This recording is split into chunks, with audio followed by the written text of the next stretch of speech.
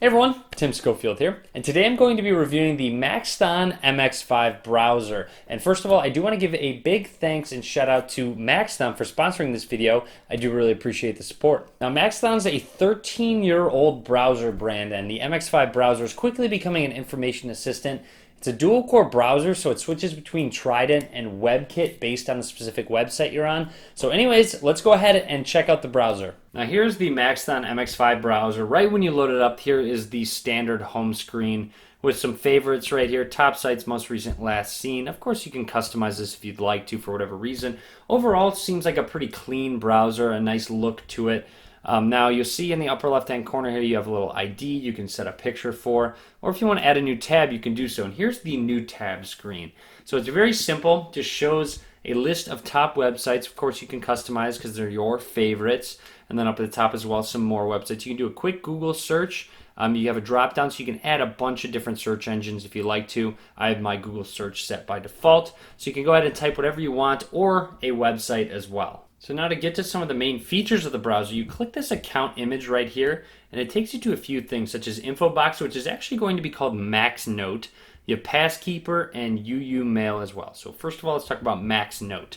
A very neat feature, a way you can kind of collect all your information in one space. You can actually read and edit them offline as well. So for example, you see I have a default folder. If I want to go ahead and select all folders, if I go to default folder, it shows some other ones as well. So let's go to all folders. You'll see one that I have added to MaxNote is actually this article, Man U won 1-0 today. So with that being said, what I did was, let me give you an example of how to add something. So let's go ahead and go to a website. Let's try CNN.com, for example. So it's going to load up CNN. If I tap on the first article I see, you'll see a little bumblebee icon right there. So you tap on that, and then you'll see add to info box, which is actually MaxNote. You see you can add as a bookmark, you can do web content, you can take a snapshot of something, a selection, or snap the entire page as well. So I'm going to go ahead and select web content, and you'll see it took out just about everything, and it only has a specific content of the article, and I'm going to hit add. So that got saved. Let's go ahead and go back to the MaxNote now, and you'll see right away it is saved, offline, sync complete, and now you can completely edit this entire article if you want to. You'll see you have font, size, bold, underline, italicize.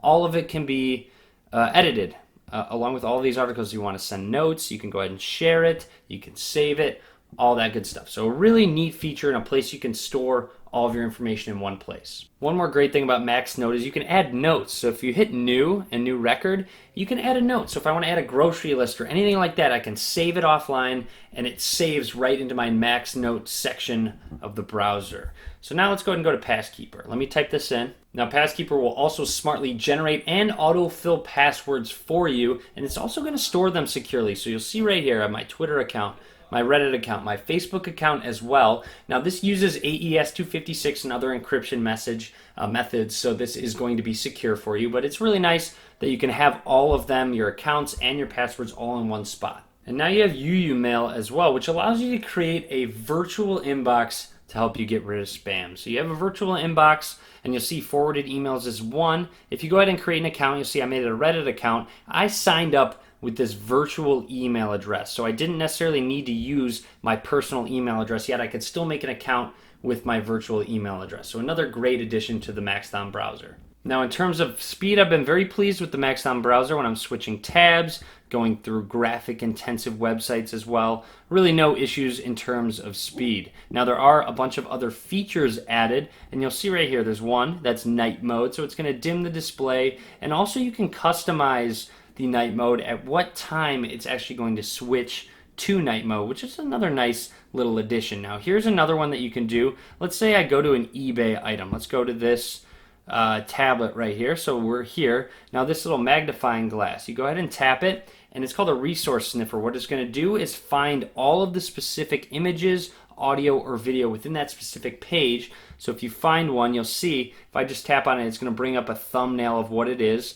And you'll see right here, so if I want to double click on it, it's going to open up that specific image in a new tab where I can save it or act upon it as I would like to. So another nice addition. This is something I actually use for my articles, etc. if I'm trying to pull a picture off of a website. Another feature that I use on the MX5 browser is actually the split view mode. You go ahead and press this little icon right here, and it allows you to actually split two screens up, basically preventing you from having to open two windows of the same browser. And then you can have them side by side, whether you're watching a YouTube video like I'm doing here, load up Twitter. If I want to go, you can actually click and drag specific websites from one side to the other. I might have a little difficulty on a touch screen. I might have to connect a mouse to this, but it works just fine on a mouse. Trust me, I've been using it on a mouse for a while. But you can go ahead and drag tabs back and forth to whatever side you want them on. You can resize this specific split, so if you want one screen bigger than another. But it is quick.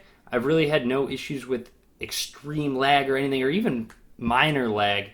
It seems to work just fine on my Windows tablet. It's also worth noting that you can install the Maxthon browser on your mobile device, and it syncs data across your desktop and your mobile phone. And as you can see, you have your MaxNote, Passkeeper, and UU Mail as well. And then, of course, under MaxNote is where all of those saved articles and such are, and they sync across devices seamlessly.